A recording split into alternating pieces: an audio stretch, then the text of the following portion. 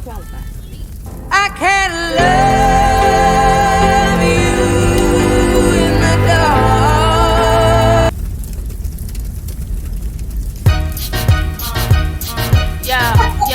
Yo, they wanna know who's that girl. Come on, Eve's that girl. Who's that girl? Eve's that girl.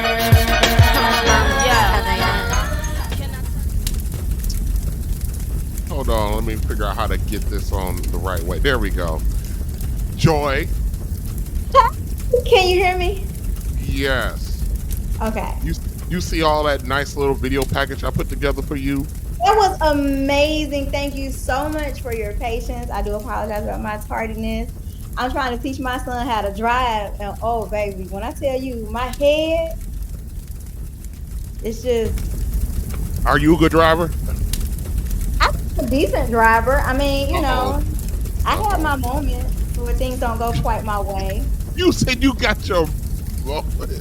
I do, you know. Sometimes people honk the horn. They're like, "Girl, what are you doing?" I'm like, "Oh, sorry."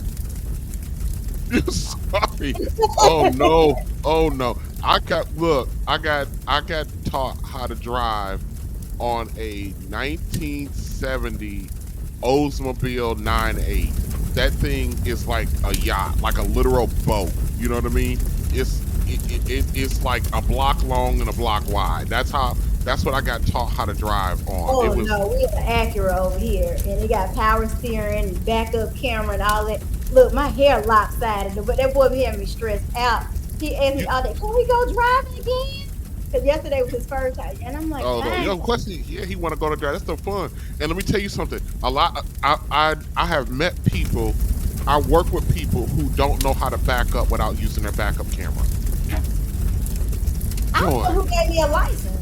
I don't know, for real, the audacity of somebody to give me a license without having a backup camera. I don't know how I passed. I'm serious. I'm dead serious. That backup camera is so annoying to me. I don't use it. I don't look at it. None of it. Never. I'm old school. Throw that hand around the back of the seat. Turn around. Whip that bad boy in the spot. Yeah. I don't use no back. What I look like using a backup camera? I'm using that backup camera every time. I know how to drive. And see, I drive. That backup camera saves lives. Okay. You're 4'11". You need a back. That backup camera is saving lives.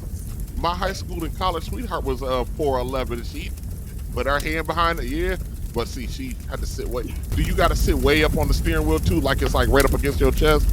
It's not right up my chest, but you know, I got a little, I got to be able to reach to pedals and stuff.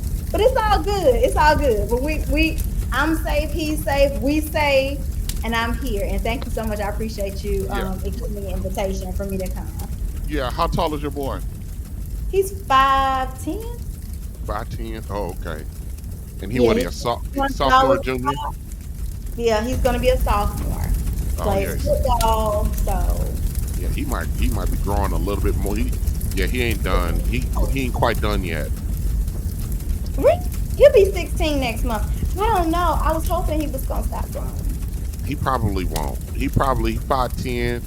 Because my uncle, I have an uncle that's a year older than me. So when I got to 5'11" in the 9th grade. It's funny in 8th grade. At the end of 8th grade, I was like 5'5", and then by the time freshman year started, I was 5'11", and that's it. I stopped. But by the time, see, he didn't hit a growth spurt to our sophomore year because I was taller than him, and then he shot up to like 6'1" by the end of the school. I think I don't know if it was Dwight Howard. One of the basketball players had a growth spurt like when they were like 19 or 20 years old, like just Anthony Davis. Like a whole foot. Anthony Davis. And grew like a whole foot. Like what?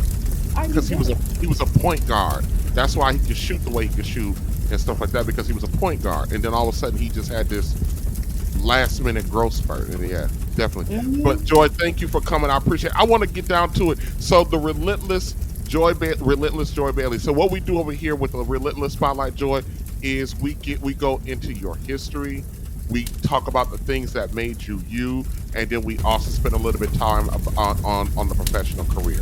So that's why we call it Relentless, because we talk to people who've kind of gone through it and then excelling through through what they've gone through. So that's what we do over here with the Relentless. So I'm so glad, and I thought this would be cool for people to, because you and I talk about credit, mortgages, home buying. We talk about that a lot, and there's so much stuff out there that there's so many misinformation, myths, scams.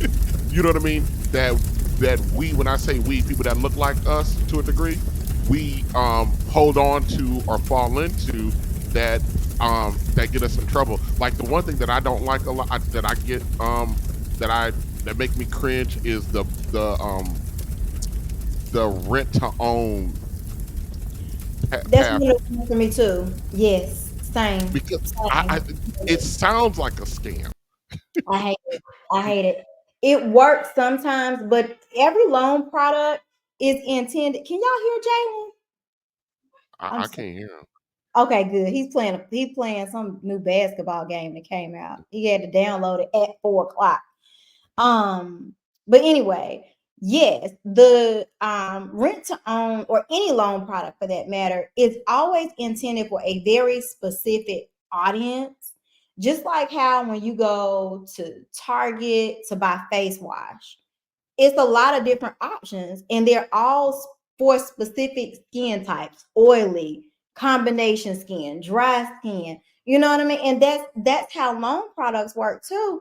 But everybody wants this silver bullet, and yeah, it definitely comes across real scammy because they don't think, okay, in 2 years, I actually have to go to a bank and still get a loan to qualify. So yeah, it very much can come across scammy because once you are under contract, the person that's leasing to you, they're gonna keep their money.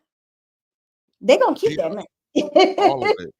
They're Yeah, they come up, you gotta give them $5,000 down. I got a stepsister who I absolutely beg. She's doing the rent. I begged her not to do it.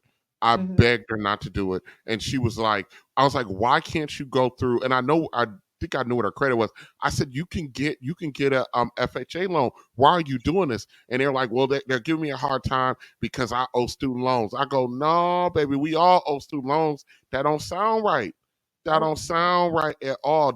That's what's hanging you, because I owe student loans. So, and this was right around the time that I got my house. So I was like, what are you doing? But you let grown, that I knew at that point she wasn't telling the whole story. They So I don't never just tell the whole story. let it go. All right, let's start. Joy Bailey. You in the Carolinas, right? Yes, I'm in Charlotte, North Carolina. North Carolina. Did you grow up there? Yes, I'm Charlotte, 704, not 980. I try to tell the people it's a difference. There's a I'm difference. original. Wait a I'm minute. the So you got original area they got code. they Yeah, got a 704 and a what now? 980. So they I'm got two different 704. zip codes. They got two different zip codes, or they was Uh-huh. one and flipped to the other. So 704 was the original area code that we had. And then Hmm. somewhere in the 90s, they were like, oh, we're running out of phone numbers. And so they added the 980. And so, all the new people, they get the little 980. I'm never giving up my 704. Oh, you got a 704. That's I, right. now that I put, you can save people number and it goes into the cloud. You'll never know nobody number no more. So just look for the name. So what does that mean to be from Charlotte? Because so many people got so much pride. Like New Yorker people got a flavor, Chicago people got a flavor, Houston people got a flavor. So what does that mean specifically when being from Charlotte? Um, I used to be so proud of Charlotte. Charlotte to me has changed so much. It really was like I grew up in Charlotte. I went to North Carolina A&T, Aggie Pride, whoever out there, because Oh Aggie Lord. there. I guarantee it's Aggie and Aggie Pride. Come on now, y'all know how we do. We're everywhere. I went to A&T for undergrad, and then I came. Well, I worked at a radio station for a year after college, and then I came on back to Charlotte. And I always knew I didn't want to be stuck. Like you know how like when you go to college, you get a job, and you just kind of your life just kind of takes off. You know what I mean? So I Mm-hmm. wanted to be intentional to make sure I got back to Charlotte. Charlotte was popping. It was affordable. It to me, we had football, we had basketball. It had all of the things. It checked all of the boxes. I have a lot of family members in Washington D.C., and I remember in the early 2000s, they would show me a house like off Georgia Avenue would be like $400,000, and I was like, "What's wrong with y'all?" That was outrageous to me. Little did I realize what would happen is during COVID, the city here has changed substantially to the point where it's like I can't hardly recognize it. The crime has gone up. So being from Charlotte before compared to now is just it's a completely different experience, even just in the last 5 years. But what I will say, Charlotte is a brand new city. And when I say that, Charlotte is not like of Philadelphia or anything like in the New England area where there's a lot of history. Everything in the city is practically new. I always tell people you'll be hard pressed to find something more than 60 years old in the city of Charlotte.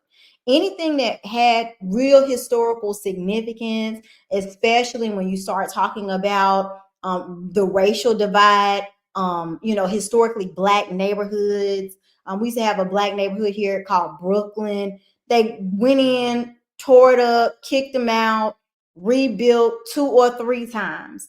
And so everything in Charlotte is practically new. You don't have a lot of old history anywhere. Oh, okay. Well, Yeah. when I think of Charlotte, I think of Nature Boy Ric Flair. Woo! That's what I think. Yes, Ric Flair is from here. That's, that's all I know about Charlotte. And growing up, the only thing I knew about Charlotte is that the Nature Boy Ric Flair, he's actually from Minnesota, but he was billed from Charlotte. And I think he Mhm. actually lives there now too. So Yeah. that's all I really knew about Charlotte was the Nature Boy Ric Flair. So growing up, did you grow up with both your parents? How did that work? So I actually grew up with my grandparents. So Oh, you're like me. I was born in Philadelphia, but I grew up living with my grandmother, my grandfather, who were Paternal, pater, paternal or maternal? maternal, my mother's. Maternal. Yep, same Yeah. here. And so that was like for the first 7, 8 years of my life. My granddad died when I was about 7 years old. Oh, And dang. so then my mom moved back to Charlotte from Philadelphia, maybe when I was around 8 or 9. And Hmm. then she just stayed here because everybody was from Charlotte. So my grandmother's side of her family, she had, a few siblings, quite a few siblings. Most of them died. Well, they were all dead by the time I was born. But her sister, of all her siblings, she and her sister were the only two that had children. And the reason why I have family in the DC area is because now, to give full context, my grandmother was born in 1913. So what ended up happening was her sister she used to do hair, she had a salon. Well, it was a style. It wasn't a whole lot of opportunity. So they ended up moving to DC, which is why it's called Chocolate City, because there was kind of like the beginning of opportunity for Black families. And so that's Hmm. why I got a huge chunk of my family up there.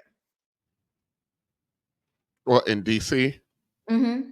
Yeah. And so Yeah. my great grandmother was born 1912, yours 1913. So I get an idea of, oh my God, yeah, your grandmother was, when you were born, she was just in her 60s. 69. Yeah. Mm-hmm. Yeah, yeah. I remember oh Lord. So you live with her. How long did you stay with your grandmother?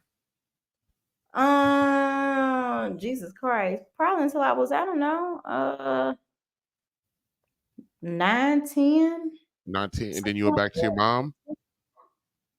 Yeah. Yeah. Mhm. How was Yep. that? It was full of conflicts. It was full of conflict, you know.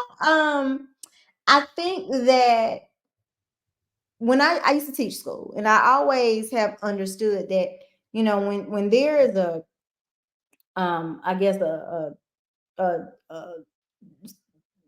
adult child relationship, or Mhm. even in the workplace, where you may have a subordinate, it is always up to the person here to forge the relationship with the person here. You can't just say, hey, I'm here, and just assume that this person that's below you is just gonna fall in line miraculously, right? Yeah, And definitely. so there could have been some more purposeful, more intentional attempts at building a bond that just was not there, because when you have a child, like, those are some very intimate moments that you Mhm. have during those formative years, right? Like, I remember my granddad teaching me how to tie a tie, because I used to see him do it and I How wanted to learn how to do it. I wanted to learn how to do it. You know what I mean? Like, what you doing? I remember my granddad teaching me how to ride a bike. Right. So, like, even now, even though I just said that Charlotte has been built over and over again, there's still like little, like, there's a park that we used to go to.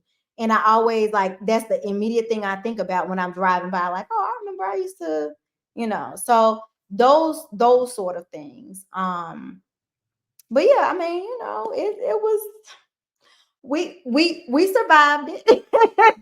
survived it. Um, We survived it. do you have any siblings? I do. I met my siblings on Facebook. So my dad Oh, had wait a minute. Wait a minute. Hold on. Hold on. Okay, so I'm assuming this is your father's side. Do you have any additional siblings with your mom? no. So your mom's only child. Yeah. Oh wow. Okay. So okay, the father side. So you met so your daddy's side, he got some kids and you met them on Facebook. On Facebook. So my dad's side, they was adults. They were grown. They old enough to be my parents. And I'd heard about them, and I remember asking him, but he wasn't interested because they wasn't checking for him. They were not interested in talking to him. I guess because he had been married to their mom. Uh-huh. So they weren't interested. And one day, I remember my They senior weren't year interested. They weren't interested in meeting you. They weren't interested in him. in him. He didn't know where they were to be telling me nothing about him. They didn't talk to him. Damn. They weren't, in relationship with one another at all. And so I remember my senior year of college, because I knew about these people, but I guess they know about me. So I remember my senior year of college. It was like January of 2005. My brother, that at the time he lived in South Carolina, he heard through the grapevine something about me, got my phone number, called me on my cell phone, and I was like, yeah, this me. Hey. And he was all for it. He came to my graduation. And I mean, we've been cool ever since. I have a few other siblings as well, but I mean, like I said, it's not really something you could just like hop into, and just like how I just said, it ain't up for me to start the relationship with y'all. Y'all older than me, Yeah, y'all, so I get um, that. I so get yeah, that. so I met um I'm trying to remember. I met one of my nephews on Facebook.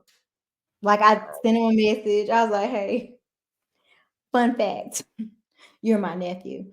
Um, and Wow. it's so funny because we look just alike. It is hilarious. It's so awkward for me. And then when my dad died, I met my sister, and my sister took me to my niece's basketball game, and I met her. And she just happened to stop by my house last week. So last week was just on a whim. Like, we talk on Instagram and stuff like that, but last week was the second time I had ever seen her. The niece or your sister? My niece. My Oh niece. wow. Yeah. Oh wow. She was like, "Hey, aunt, I'm in Charlotte." I was like, "Hey, girl, hey, what's up?" Auntie. It's So kind of we like went, got some drinks, and hung out for a little bit. how old is this girl? Well, you say your siblings are older than you, huh? Yeah, my niece is like 31. Damn, that's got to be weird. That's got to be weird. Well, I mean, I can't because I got a niece and she's 26, about to be 27 this year. So yeah, that's uncomfortable. My sister had her when she was 14. So, and Oh. I was 18. Hmm. When my niece was born, the first of my nieces were born was then. Oh my goodness. No, I understand because I didn't meet my father until I was 30. So I mean, we're just talking just a few short years ago, Yeah. about a decade ago when I met my father. So I get it, and it's kind of weird to try to become family with somebody you spent a lifetime away from. That is weird. They was like, yeah, so we do Thanksgiving at each other's house. Do you want to do it? I was like, no. You know, there's Mhm. no familiar bond there, so they're Right. just It would they're have felt they're real awkward. they're strangers. Hmm.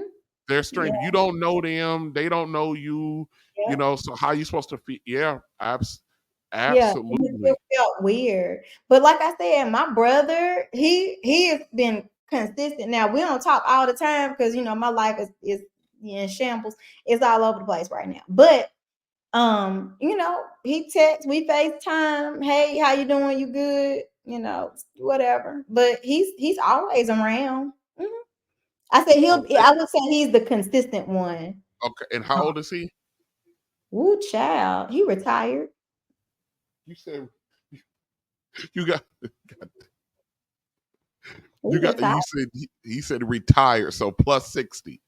I guess so. I don't know when people retire.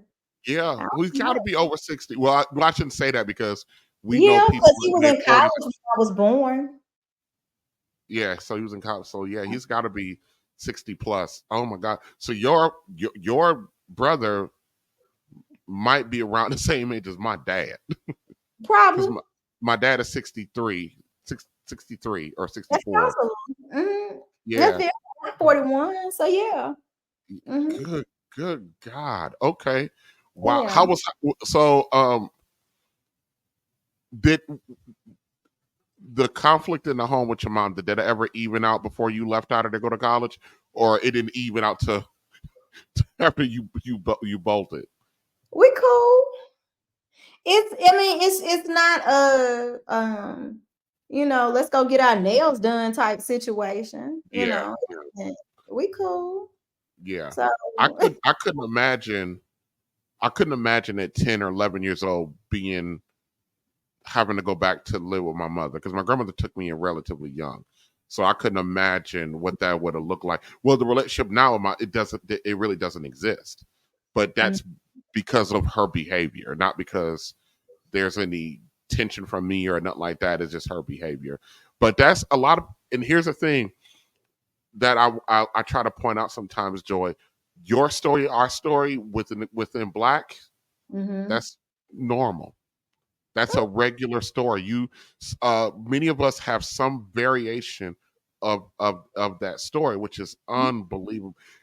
It's kind of sad that we have those shared experiences, and it kind of gives it kind of points to almost an understanding of kind of like how the black group, so to speak, Mhm. why we are the way we are. You know what I mean? Because so many of us come from these disjointed realities. I mean, I'm trying to be nice about it. A lot It's of us come true. from It's very true. It's a norm. this the norm. So you went to undergrad at A&T. What did you go to undergrad for? That's right, Aggie Pride.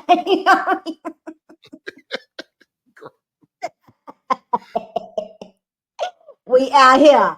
Yeah, I went to A&T. I graduated in 2005. From So undergrad? yes. You making me feel old. Oh, When did why? huh? Why? I think that's when I went into grad school. Okay. Yeah. Yeah. Hmm. Yeah, Yeah. 2005. What did you what did you major in?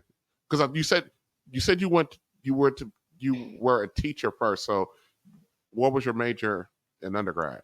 So, my life is all over the place. So when I went into college, I majored in, at the time it was called broadcast news, but during that 4 years, they renamed it to rebrand it because there were more online mediums coming into play. And so my Bachelor of Science degree is in electronic media and journalism.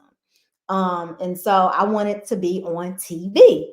But what I learned very quickly was that TV tells you where to live. You don't tell your career. You can't be like, oh, I want to move to Charlotte and be on TV. It doesn't work like that. You go where the job is. And Mm-hmm. with television at that time, it was very competitive. It was radically different than the landscape of, say, a CNN is right now. And I remember us studying how Ed Bradley was so cutting edge because he had an earring in his ear. Mm-hmm. If y'all know Ed Bradley from 60 Minutes, the black guy, Yeah, he died he a few sure years ago. did. But it was like he got an earring. But they're like, yeah, he an OG. He's already proven himself. So he could do that. Y'all can't do that. And boys, y'all get them cornrows out your head. Because when you do your resume tape, it was that sort of thing. So I ended up going into radio sales because it was a pathway of money. And so radio was fun. That was a lot of fun. So I did it a couple years. And then 2008 happened and the bottom fell out there. You get rid of your advertising dollars and stuff first. So there was no need for me at radio. And then I was like, well, I want to be a teacher. I always thought if I would ever be a teacher, I wanted to do it while I was in my 20s.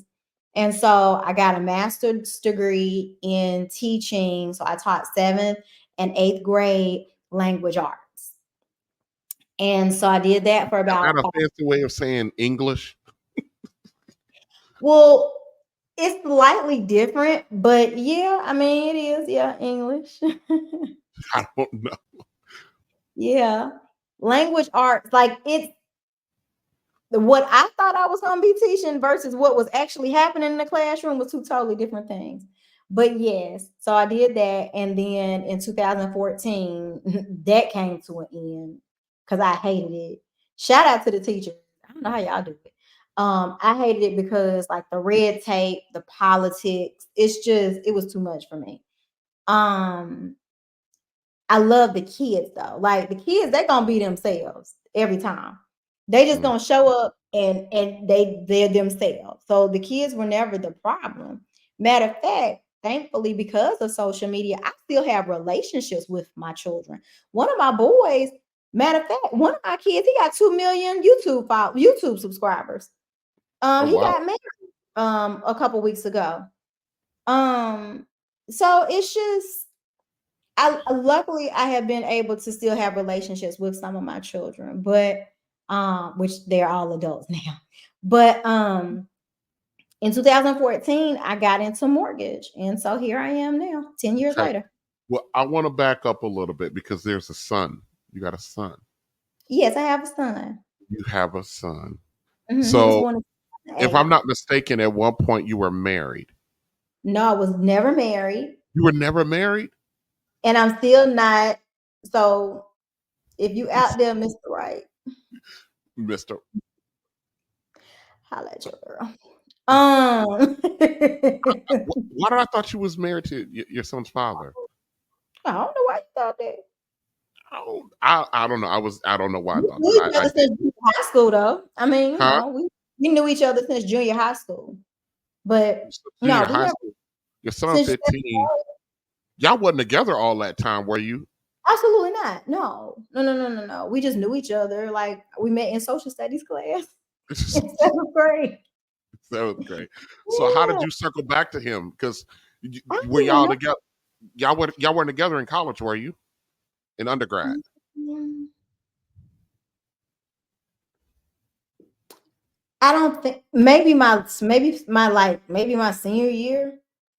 Maybe my senior, I can't remember because I graduated a year before he did. So I think maybe my senior year, maybe. I can't remember. Okay, around your senior year of college, your last year Mhm. of college, Yeah. you Mhm. circle back to him, and you got in a relationship, and then your son was born. Was that Mhm. freak? Did you freak out when you found out that you were pregnant and unmarried? No, I didn't know how much kids cost though, so I should have been freaking out. They Ain't cost a lot. nobody tell me nothing. Well, they cost a lot if you're doing it by yourself. Huh? His father's active, right? If I do think that. Yeah. So it Yeah. can't be that expensive, right? Child, these kids, my God, I'm talking man. about if the father's active, I'm pretty sure that the brother's breaking off bread with his son too. How much do you think you got kids? You know I got one. You got one. Okay, y'all. Okay, can you or me or someone? Y'all drop in the chat. I just want to know. This is audience participation because I want to before I tell this, I want to just make sure we're on the same page. How much money do you think one child costs? That's a teenager. Because the people on TikTok told me them little toddlers, y'all be paying $2,000 a month in daycare. God bless you. Because I remember breaking out in hives with my little $600, $800 a month daycare bill when Jalen was little. But how much money do y'all think that it costs per month to have a kid? Because Per sometimes month to have a kid. per month, yeah. Okay, here's the question. Somebody wrote $1 million. Too For a damn much teenager. My boy is 15. He's gonna be 16 next month. He's gonna be 16 on for a August teenager. 24th. Huh? For a teenager. Yes. Oh, he would cost whatever he can go out and work and get. That's what he would cost. Now see. I pay his. Look, that joker eating my food. He laying in my bed. He's soaking up my air conditioning. He's sucking up my gas and transportation. Man, listen. The My kid, child, somebody said $1,000 a month. Yeah, I think that's reasonable. I a believe it. grand a month. Yes. What are y'all buying? Easily $1,000 a month. On what? Easily. What are you Because spending money? we'll get into this whole like budgeting conversation, right? Right. You cannot budget with children. This Why boy, not? you because you can't. I don't listen. Let me tell y'all about my son. This little boy, this last year, he was in a junior varsity football game. This boy door dashed. What kind of candy was it? Sour Patch Kids to the house during the football game. My phone went off. I was like, "What is at my house? What is $11? Why did you just do that?" Sour Patch Kids cost what? $3 in a gas station. Why did you do that? Way less than that. Because I buy Why about a bag. stuff like that? Okay. And so it legit costs like, first of all, it costs $10 to $20 a day just for them to live, just to breathe, to eat and breathe every day. This not clothes, it's not, go hang out with your friends. It's not any of those things.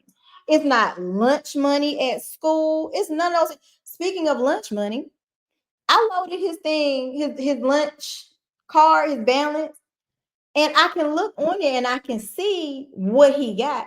Why did you buy 4 Gatorades and 6 chips? What are you doing? Who are we feeding? What's going on? I got questions in the answer. Is that just for him, or is he sharing the wealth? I don't know. I don't know what he be thinking in his head. But that's my point. I can't count for what he just do stuff. Like he just be doing stuff. Just anything. What's wrong with you? So yeah, I think very easily. I'm with you. I think $1,000. I Absolutely. don't.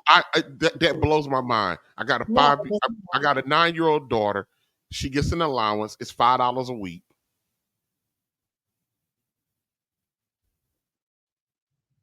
She spent it. She spent it. that's great for 1962, but That's what she get. That's what she get. So I'm what gonna else educate she need? her. She needs She to ain't got. join a She ain't got to union. join the union. She need to not. join a union. She about to be 10 this year. She get $5 a week. That's it on her own little kid debit card. That's all she get. If she needs something, she got to save for it. Now she gets her hair done once a month. That's out of my pocket. That's $100. Yeah. She got her cello lessons. That's Mhm. another $150 a month. So we talking $250. I don't count the child support. That I don't count that at all as a cost for her. So Clothes. let's unpack that. What do you mean when you say that? Because let's can we unpack this? Family, let's talk about this. Unpack What you what? mean when you say that? When I When you say like what? the child support, you separate child support from living expenses.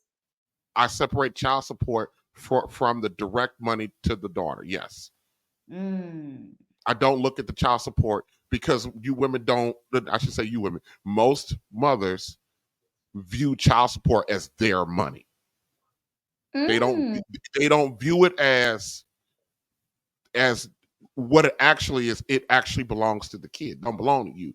But most women, if you listen to them talk about the child support, they talk about it in terms of my money, reimbursing me for this and reimbursing me for that. I remember I got into it one time with my daughter's mother. She was wanting a raise, and she was like, "Well, my rent went up and this, that, and the third." I said, my daughter don't pay no rent. That's your bill. You gonna have that Mm-hmm. bill regardless of that baby there or not. Mm-hmm. But see, I look at things differently. So I separated out because I know that money ain't going directly to her. Now, is there some portions of it being spent on her? Probably. I don't Mm-hmm. know. You know what I mean? But that's how I look at it. What I'm talking about is the expense, is the direct money to the kid. I don't think the child support is direct money to the kid. Now that's what it's supposed to be, but that's not how it's used. So I Mm-hmm. kind of look at things the way it is versus what it should be. So the way it is, okay, she got cello lessons. She got, her lunch money for the week. You know what I mean? She has her standing hair appointment. She has the occasional field trip or outing. She may, might need a new outfit here or there. You know what I mean? She's not hit a growth sport yet, so I'm not running through clothes. Woo, With the honey, let me tell you, that ain't no fun neither. yeah. That is not So fun. I imagine I'm about between $450 and $500 of out of pocket expenses for my daughter every month. On top of child support. So like 1,000, there you go. Boom. Like I said. No, you can't. It's not on top of child support. The child support don't touch her.